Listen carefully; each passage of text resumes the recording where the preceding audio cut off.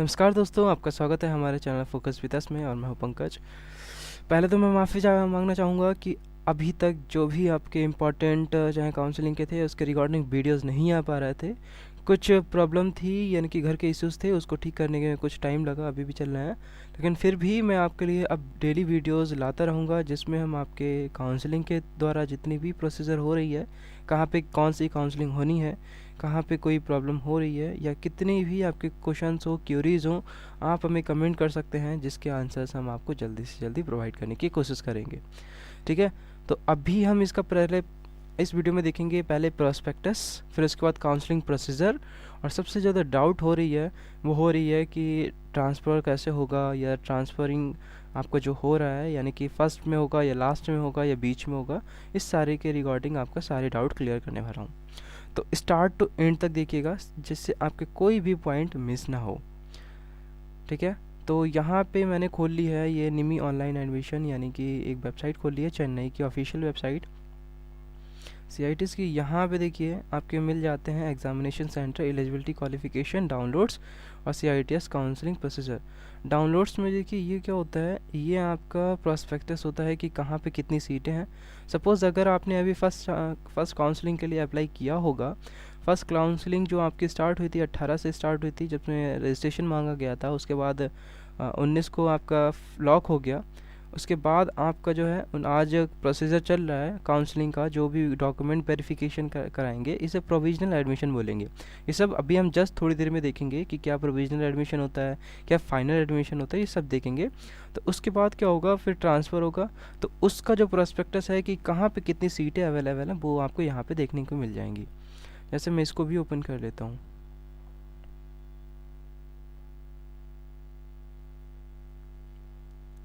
और फिर इसके बाद ये डाउनलोड्स है, और ये CITS 2020 काउंसलिंग प्रोसेस भी डाउनलोड कर लेते हैं। तो पहले डाउट से स्टार्ट करते हैं। तो पहले डाउट होता है कि कहाँ पे कितनी सीटें हैं जिसके अकॉर्डिंग हमें मिलने वाला है। तो ये प्रोस्पेक्टस मैंने खोल लिया है, ये आपका है 2020 का प्रोस्पेक्टस। वैसे तो सीटें सभी जगह मैक्सिमम में सेम रहती हैं, लेकिन इस बार थोड़ा सा चेंजेस हुआ था कि जो आपका कानपुर है, कानपुर में कुछ सीटें जो हैं लखनऊ में ट्रांसफ़र कर दी गई थी, तो इसलिए थोड़ा सा चेंजेस हुआ है। बाकी आपकी सारी चीज़ें हैं। यहाँ से अगर आप कोई क्यूरी है किसी भी कॉलेज के रिगार्डिंग, जैसे अगर कानपुर में आप पूछना चाहते हैं कि क्या कब तक काउंसलिंग होगी या कौन से प्रोसीजर में होगा, मेरा ये प्रॉब्लम है, मैंने ये करवाया था, तो यहाँ पे उनके एड्रेसेस दे रखे हैं और उनके कॉन्टैक्ट नंबर दे रखे हैं, जो आपको 10 बजे से लेकर 5 बजे तक ही आपको लगाने हैं। ठीक है, एक टाइम पीरियड होता है, जैसे जब तक कॉलेज खुलता है तब तक ही आप इनसे कॉन्टैक्ट कर सकते हैं। इस सारे कॉलेजेस के नेम है। फिर यहाँ पे देख रहे हैं कि किसकी कितनी कहाँ पे सीटें होती हैं। अब ये देखिए, बहुत सारे लोग सोच रहे होंगे ITOT क्या है या आपकी NSTI क्या है। तो जो CTI का जो नाम है वो चेंज करके 2019 में NSTI कर दिया गया था, मतलब नेशनल आपका स्टेटिक ट्रांसफर, मतलब आपका कर दिया गया था NSTI, national skill training institute. ठीक है, तो यहाँ पे ये जो दे रखा है देखो, सीट डिस्ट्रीब्यूशन इन इंस्टीट्यूट, यहाँ पे देखो क्या रखा है, सीट इन NSTI, यानी ये वो NSTI है जो आपकी गवर्नमेंट है। याद रखना, NSTI जितनी भी होती हैं सब गवर्नमेंट होती हैं। जो ITOTs होती हैं, ठीक है, ITOTs भी अलग होती हैं। तो ITOTs में कुछ ITOTs जो होती हैं वो गवर्नमेंट होती है, बाकी सारी ITOTs प्राइवेट होती हैं। तो यहाँ पे जितनी भी ये ब्लू कलर से दिख रही हैं ये सारी आपकी प्राइवेट सॉरी गवर्नमेंट है। इसमें देखिए यहाँ पे कितनी सीटें हैं आपकी। अगर हम कंप्यूटर सॉफ्टवेयर एप्लीकेशन की बात करें तो यहाँ पे चेन्नई में 50 सीट्स हैं, जोधपुर में 25 हैं, लुधियाना में 25 हैं, मुंबई में 100 हैं, देहरादून में 100 हैं, हैदराबाद में 50 हैं, और हावड़ा में 25 हैं, और NSTI कानपुर में आपकी 50 है। पहले आई थिंक 60 से 80 होती थी, अब 50 बची हुई हैं, और बेंगलोर में 50 हैं। तो इस तरह से ये आपकी टोटल सीटें आपकी दे रखी हैं। ये हैं आपकी NSTI, जहाँ पे आपको आपके ट्रेड के अकॉर्डिंग आपको देख लेना है कि कहाँ पे कितनी सीटें हैं। फिर इसके अकॉर्डिंग देखना है कि कहाँ पे कितनी सीटें होने के बाद कौन सा आपके नज़दीक का एरिया है। ठीक है, वही आपको फिल करना है। और याद रखिएगा ये जो आपके NSTI होती हैं ये आपकी ओनली सेंटर इसे एलोकेट करता है। इसका मतलब ये सेंट्रल के रिगार्डिंग होती है, ये स्टेट इसका कोई लेना देना स्टेट से नहीं होता है। फिर ये है आपका NSTI वुमेन, यानी ये जो NSTI हैं ये आपका ऑरेंज कलर में नज़र आ रही है, सारी NSTI जो होती हैं ये केवल वुमेंस के लिए रिजर्व हैं, इसमें केवल और केवल वुमेंस जा सकती हैं। अब जैसे देखिए कंप्यूटर सॉफ्टवेयर की बात करें तो NSTI बनी हुई हैं नोएडा, मुंबई, बेंगलोर और तिरुवनंतपुरम, पानीपत और कोलकाता, तुरा, बहुत सारी हैं जो NSTI। देखिए यहाँ पे जयपुर, इलाहाबाद और बड़ोदरा, इंदौर, बहुत सारी NSTI आपकी सिर्फ वुमेन के लिए रिज़र्व हैं, यानी कि आपके काफ़ी अच्छे चांसेस रहते हैं ताकि आप वुमेंस ही सिर्फ उसमें पा सकें। बाकी आपकी NSTI बचती हैं उसमें मैक्सिमम चांसेस रहते हैं बॉयज़ के। फिर नेक्स्ट है आपका ITOTs। ये जो ITOTs हैं इसमें कुछ गवर्नमेंट होती हैं और मतलब 1-2 ही गवर्नमेंट होती है, बाकी सारी मैक्सिमम जो होती हैं प्राइवेट होती हैं। अब ये ITOTs होती क्यों हैं, NSTI बना दिया फिर ITOTs की क्या ज़रूरत है। तो जो ITOTs होती हैं, ITOTs में मेनली उनकी ट्रेनिंग होती है जो गवर्नमेंट टीचर होते हैं पहले से ही, या जो प्राइवेट टीचर होते हैं पहले से ही। सीधा सा मीन्स कहने का है, जैसे अगर कोई ITI में पढ़ा रहा है, गवर्नमेंट टीचर पहले से है लेकिन उसने अगर CTI की ट्रेनिंग नहीं की है तो उसको इन ITOTs में गवर्नमेंट की ट्रेनिंग के लिए भेजा जाता है, ठीक है, गवर्नमेंट की तरफ से। तो ये इन ITOTs में गवर्नमेंट या प्राइवेट के टीचर्स आते हैं, साथ ही साथ कुछ टीचर्स आते हैं, कुछ सीटें जो होती खाली बच जाती हैं जिसके लिए हम जो फ्रेशर स्टूडेंट्स होते हैं उनकी यहाँ पे रिक्रूटमेंट की जाती है, यानी उनको यहाँ पे एडमिशन दिया जाता है, ठीक है। तो यहाँ पे अपने देख लीजिए कि कहाँ पे किसकी कितनी सीटें हैं। तो अगर यहाँ पे कंप्यूटर सॉफ्टवेयर की बात करें तो यहाँ पे सिर्फ लखनऊ में अब जो गवर्नमेंट है उत्तर प्रदेश का, ठीक है, यहाँ पे सिर्फ आपकी 50 सीट्स हैं, बाकी आपकी कहीं भी सीट्स नहीं हैं कंप्यूटर सॉफ्टवेयर की। नेक्स्ट आते हैं इस चार्ट पे, देखिए क्या रखा है इन NSTI कैंपर, यानी NSTI में है क्या क्या। तो देखिए सिर्फ आपको मतलब रखना है रूम या हॉस्टल से, बाकी आप मेस से कोई मतलब नहीं रखिए, वाईफाई से कोई मतलब नहीं रखिए, बैंक ATM से कोई मतलब नहीं रखिए, ये बाकी जितनी भी चीज़ें हैं इनसे कोई मतलब नहीं रखिए क्योंकि ये सब आपको वहाँ पे मिलने वाला नहीं है मैक्सिमम चांस में। कानपुर जो कि सबसे अच्छी NSTI है वहाँ पे भी ये सारी चीज़ें आपको नहीं मिलेंगी। मैस आपको मिल जाएगा, हाँ, खाना आपको मिलेगा, बाकी wifi, bank ATM, canteen, library. अब देखिए वाईफाई का क्या रहता है, अब हम सबके पास फ़ोन होता है तो वाईफाई की ज़रूरत नहीं होती, लेकिन पैसा हम लोग का वाईफाई के थ्रू काटा जाता है। बैंक और ATM की बात करें तो बैंक और ATM आपका अगर NSTI के अंदर नहीं है तो बाहर सिटी में तो होते ही होते हैं, आपको ज़रूरत नहीं है बैंक आपके NSTI में ही हो। कैंटीन की बात करें ज़रूरी नहीं कैंटीन आपके अंदर हो, बाहर भी आप जाके खा सकते हैं। लाइब्रेरी आप पढ़ते नहीं हैं, ना ही लाइब्रेरी की बुकें बहुत ज़्यादा इशू होती हैं। और रिक्रिएशन हॉल वैसे होता है, रिक्रिएशन हॉल जहाँ पे बैठ के बच्चे बात करते हैं, सेमिनार होते हैं, ज़रूरी नहीं बहुत सेमिनार होते भी नहीं हैं। और जिम खाना यानी कि आपके जिम पे प्रोसीजर तो बिल्कुल ना के बराबर होती है। A का मीन्स अवेलेबल है, ठीक है, और NA का मीन्स अभी नॉट एप्लीकेबल, यानी कि कोई इन्फॉर्मेशन वहाँ है नहीं। जैसे कानपुर की बात करें तो मेन रह सकते हैं 250 और वुमेन रह सकती हैं 50। मैस अवेलेबल है, वाईफाई बिल्कुल नहीं है, झूठ बोल रहे हैं, मैं वहाँ से पढ़ के आया हूँ, ठीक है, कोई वाईफाई अवेलेबल नहीं है, सब झूठ बोल रहे हैं। और बैंक ATM नहीं है, ठीक है, कैंटीन अवेलेबल है, लाइब्रेरी अवेलेबल है, रिक्रिएशन हॉल अवेलेबल है, जिम खाना बिल्कुल नहीं है, कोई मत जाना, ठीक है, जिम खाना पे उस पर कोई मतलब नहीं है। मैस तो है, वाईफाई कुछ भी नहीं है। तो आपको मेन पर्पज़ रखना है हॉस्टल रूम और मैस से। अगर ये दो चीज़ें जहाँ पे हों वही वहाँ आपका रहेगा तो बेस्ट रहेगा, क्योंकि इसमें क्या होता है फिर आपकी फ़ीस इसके अकॉर्डिंग कटती है, क्योंकि हॉस्टल की फ़ीस आपके बाहर जो रूम रहेंगे, यानी कि अगर बाहर का आप रूम लेंगे उसका किराया और हॉस्टल के रूम से काफ़ी अच्छा आपका, जैसे अगर आपने हॉस्टल लिया तो आपको काफ़ी सस्ता पड़ जाएगा अगर आप बाहर रहते हैं इन कंपैरिजन। मैस भी आपके उसी के हिसाब से चलता है, लेकिन कानपुर का मैस थोड़ा अच्छा नहीं है, मैं वहाँ पे खाना खा चुका हूँ, ठीक है। बाकी आप देख सकते हैं कि किस ITOT या किस NSTI में ये सारी चीज़ें अवेलेबल हैं, ठीक है। अब ये आते हैं अपने मेन पर्पज़ पे, जो हमारी काउंसलिंग प्रोसीजर है उस पर। तो यहाँ पे देखिए CITES 2020 की काउंसलिंग प्रोसेस या एडमिशन प्रोसेस है। अब इसमें देखिए सबसे पहले कि हमारी काउंसलिंग की डेट्स क्या क्या हैं। सबसे पहले चलते हैं हम काउंसलिंग की डेट्स पर। तो यहाँ पे है टाइमिंग ऑफ CITS 2020 काउंसलिंग। जो पहली हमारी फर्स्ट फेज़ की काउंसलिंग है 16 से शुरू हुई थी, जिसमें वेडनेसडे को 16 to 17 आपकी इंस्टीट्यूट चूज़ करने के लिए और पेमेंट ऑफ काउंसलिंग। इसका मतलब है यहाँ पे आपका शुरू हुआ है आपका रजिस्ट्रेशन। ठीक है, रजिस्ट्रेशन कराने के बाद आपको 18 तारीख को यानी कि 18 को आपको पता चल गया है कि हमारा कौन सा कॉलेज चूज हो गया है। अब मैं बताऊंगा किसको कॉलेज मिला है किसको कॉलेज नहीं मिला है। कुछ लोगों का लिख के आ रहा होगा there has been no seated, ठीक है, सीट अलॉटेड या देयर इज़ नो सीट। तो यहाँ पे नो वन सीट कह रखा होगा, यहाँ पे कोई सीट नहीं बची हुई है। लेकिन चिंता मत करिए, फिर मैं आगे बताऊँगा कि इसका आगे क्या प्रोसीजर होगा। तो 18 दिसंबर 2020 को आपका सभी लोगों को पता चल गया कि किसको क्या सीट है, और 18 तारीख से ही सभी की जो काउंसलिंग है स्टार्ट होना शुरू हो गई।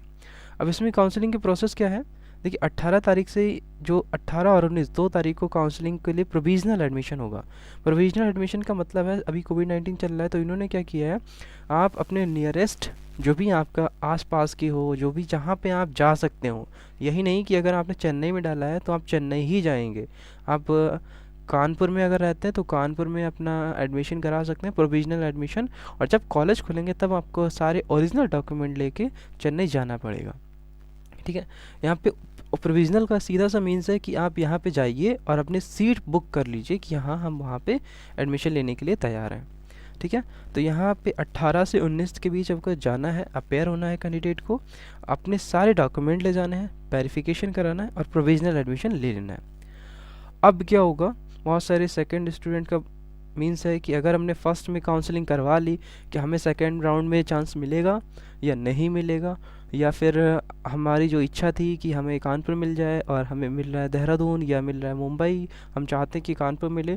तो इसके लिए देखिए क्या है, इसमें साफ साफ कह रखा है कि अगर आप फर्स्ट काउंसलिंग में एडमिशन ले लेते हैं तो आप सेकेंड काउंसलिंग के लिए एलिजिबल नहीं होंगे।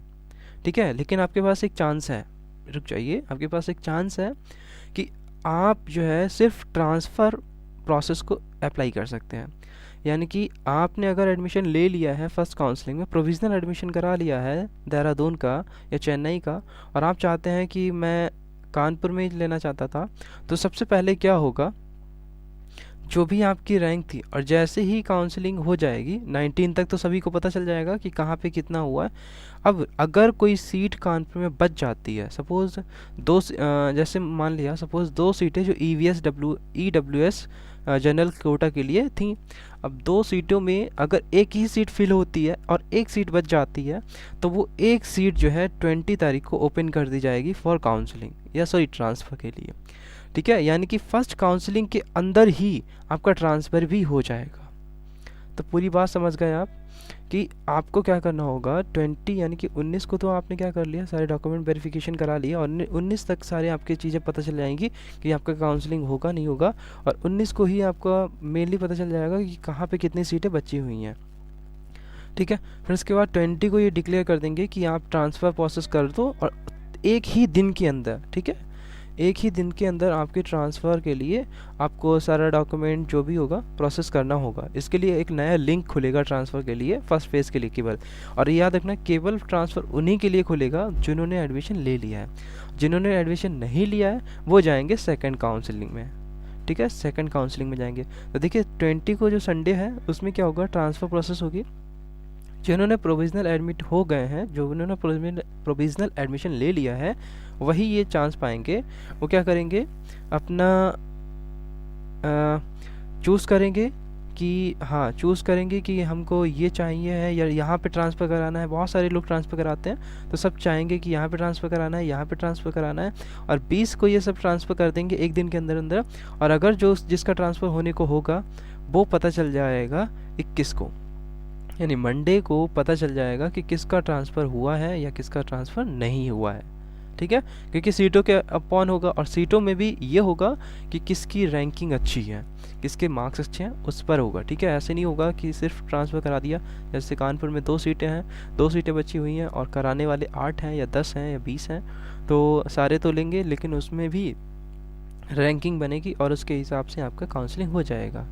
ठीक है, अब काउंसलिंग होने के बाद क्या करना है, ठीक है, ये तो सभी में चलेगा, फर्स्ट फेज़ में, सेकंड फेज़ में, सबकी मैं डेट बता देता हूँ, फिर मैं मेन पर्पस पे आता हूँ कि कैसे कैसे काउंसलिंग करानी है। फर्स्ट काउंसलिंग कैसे होगी, ट्रांसफ़र काउंसलिंग कैसे होगी, मॉब काउंसलिंग कैसे होगी। तो देखिए सेकंड फेज़ की डेट जो है 21 तक तो चलेगा। देखिए 16 तो चला, 19 तो आपका काउंसलिंग का प्रोविजनल काउंसलिंग, फिर उसके बाद 20 to 21 चला आपका ट्रांसफ़र प्रोसेस, उसके बाद 22 से चलेगा यानी 22 से चलेगा 26 तक आपका सेकंड काउंसलिंग की प्रोविजनल एडमिशन, फिर 27 to 28 आपकी यानी 28 तक चलेगा आपका काउंसलिंग प्रोसेस, वो भी सेकंड के लिए। और एक बात बहुत सारे स्टूडेंट सोच रहे होंगे कि अगर किसी का फर्स्ट काउंसलिंग में ट्रांसफ़र नहीं हुआ तो क्या वो सेकंड काउंसलिंग में ट्रांसफ़र करा सकते हैं? नहीं, ठीक है, इसमें उनके लिए फिर सारे रास्ते बंद हो जाएंगे। फिर रास्ता एक है, डोंट वरी, उसके बाद भी एक रास्ता खुला हुआ है, मैं बताऊंगा। फिर सेकंड फेज़ होगा, फिर थर्ड फेज़ होगा 29 को, वो चलेगा 31 तक प्रोविजनल एडिशन, और 1 जनवरी 2021 से लेकर 2 जनवरी तक आपका होगा ट्रांसफ़र। ये 3 आपकी फेज़ हो जाने के बाद आपके पास आएगा मॉप राउंड, ठीक है। मॉप राउंड चलेगा, मॉप राउंड को ही बोलते हैं आपका एक तरीके से प्रोविजनल स्पोर्ट काउंसलिंग, ठीक है। ये आपकी स्पोर्ट काउंसलिंग होगी जिसमें मंडे, ट्यूसडे यानी कि 4, 5, 6 ये 3 तारीख तक होंगे। तो इसमें क्या होता है, जितनी भी सीटें होंगी, वैकेंट सीटें होंगी, और इसमें पहले काउंसलिंग वाले जो काउंसलिंग करा चुके हैं उसको नहीं बुलाया जाएगा। जिनकी काउंसलिंग नहीं हुई है अभी तक, जहाँ पे इनको सीटें कहीं मिली ही नहीं है, उनके लिए केवल होगा ये, पहले सुन लीजिए, ठीक है, पहले उनके लिए होगा। फिर क्या होगा, जो 6 जनवरी और 5 जनवरी को देख रहे हैं, as per merit provisional admission at the nearest NSTI, all vacant seat provisional NSTI and at nearest NSTI, यानी कि केवल उन लोगों का होगा जिनको अभी सीटें नहीं मिली हैं, एक भी नहीं मिली हैं। फिर जब मॉप राउंड काउंसलिंग ख़त्म हो जाएगी, अगर उसके बाद भी सीटें बच जाती हैं, तब अगर जो भी बाद में एडमिशन ट्रांसफ़र कराना चाहता है तब उसका ट्रांसफ़र होगा। तो आई थिंक आप सारी बात समझ गए होंगे, ठीक है। कोई प्रॉब्लम हो तो कमेंट कीजिएगा, फिर हम देखते हैं उसको। लेकिन अब इसकी काउंसलिंग प्रोसेस देख लेते हैं कि कैसे काउंसलिंग होगा। तो देखिए सभी को पहले क्या करना है, लॉगिन करना है। सभी लोग ऑलरेडी लॉगिन कर चुके होंगे। आपको फ़ीस कटानी है, ठीक है। सिलेक्ट करना है इंस्टीट्यूट चॉइस, 1010 रुपीज़ की फ़ीस जो भी होगी वो आपको कटानी होगी, पे करनी होगी। उसके बाद आपके डायनेमिक जो इंस्टीट्यूट हैं वो चूज़ करने होंगे, और उनके अकॉर्डिंग आप चेक कर सकते हैं कि आपकी रैंकिंग क्या है। रैंकिंग के हिसाब से आप उन्हें अप डाउन कर सकते हैं, यानी स्वैप कर सकते हैं, फर्स्ट में, सेकंड में, थर्ड में स्वैप कर सकते हैं। उसके बाद ये आपका जो टाइम है उसके अकॉर्डिंग ये फाइनली अपने आप अलर्टेड हो जाएगी, और उसके बाद आपको जो भी रिजर्वेशन है या अवेलेबिलिटी है जो भी सीट्स की, उसके अकॉर्डिंग आपको मिल जाएगा। फिर आपको जाना है नियरेस्ट NSTI में, यानी कि जो आपके पास में हो, सिटी के पास में हो, वहीं पे जाना है। जैसे अगर लखनऊ के स्टूडेंट है तो वो लखनऊ ITOT में भी जा सकते हैं, ठीक है। ज़रूरी नहीं वो NSTI में ही जाए, वो ITOT में भी जा सकते हैं, ठीक है। NSTI में जाना है और वहाँ पे अपने डॉक्यूमेंट वेरिफिकेशन कराने हैं, और प्रोविजनल एडमिशन आपको मिल जाएगा। फिर उसके तुरंत बाद 2 दिन का जो आपका ट्रांसफ़र होगा, ट्रांसफ़र आपको कराना है अगर सीटें वैकेंट होती हैं तो, ठीक है। सारी चीज़ें मैं बता रहा हूँ। फिर उसके बाद आपकी ट्रांसफ़र कराना है, आपको मिल जाता है, और ट्रांसफ़र जहाँ पे हो जाएगा वहाँ पे आपको ओरिजिनल डॉक्यूमेंट लेके जाना है। देखिए अब सोचेंगे बहुत सारे स्टूडेंट की ट्रांसफ़र हो जाने के तुरंत बाद हमें अपने फाइनल डेस्टिनेशन पे पहुँचना होगा। नहीं, आपका ट्रांसफ़र हो गया, आपको कुछ नहीं करना है, आपका सीट वहाँ पे कंफर्म हो गया। अब आपको जब कॉलेज खुलेंगे तब आपको अपने सारे ओरिजिनल डॉक्यूमेंट, फ़ीस स्लिप, जो भी आपने जहाँ पे कराया है, पहले प्रोविजनल फिर ट्रांसफ़र, वो सारी डॉक्यूमेंट आपको ले जाने होंगे जहाँ पे आपको फाइनल होने के बाद मिला है, समझे। यानी कि ट्रांसफ़र कराएंगे उसके तुरंत बाद नहीं जाना है, जब कॉलेज खुलेंगे तब जाना है, ठीक है, याद रखिएगा। ये मत समझिएगा कि आपकी ट्रांसफ़र हुआ है अब बस आपको उठ के जाना है तुरंत, आपको जिस कॉलेज में वहाँ जाना है। नहीं, आपका एडमिशन हो चुका है, अब आपको वही वेट करना है कॉलेज के ओपन होने का। जैसे ही ओपन होगा तब जाएंगे आप, ठीक है। तो आई होप कोई प्रॉब्लम नहीं हुई होगी। अगर कोई भी बचता है तो आप हमें कमेंट कर सकते हैं, उसकी क्यूरीज़ में हम आपके आंसर ज़रूर दे देंगे। थैंक यू गाइस, मिलते हैं नेक्स्ट वीडियो में। आई होप आपको ये लेक्चर एंजॉय हुआ होगा।